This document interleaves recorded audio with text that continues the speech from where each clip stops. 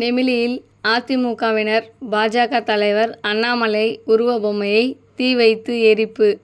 ராணிப்பேட்டை மாவட்டம் தமிழக முன்னாள் முதல்வரும் அதிமுக பொதுச் செயலாளருமான எடப்பாடி பழனிசாமி அவர்களை அவதூறாக பேசிய பாஜக மாநில தலைவர் அண்ணாமலையை கண்டித்து ராணிப்பேட்டை கிழக்கு மாவட்ட செயலாளரும் தமிழக எதிர்க்கட்சி துணை கொறடா மற்றும் அரக்கோணம் சட்டமன்ற உறுப்பினருமான சு. ரவி எம்.எல்.ஏ. அவர்களின் அறிவுறுத்தலின்படி நெமிலி பேரூராட்சி சார்பில் நெமிலி கிழக்கு ஒன்றிய செயலாளர் ஏ.ஜி. விஜயன் மற்றும் நெமிலி நகர செயலாளர் செல்வம் அவர்கள் தலைமையில் அண்ணாமலையின் உருவ பொம்மையை தீ வைத்து எரித்தனர்.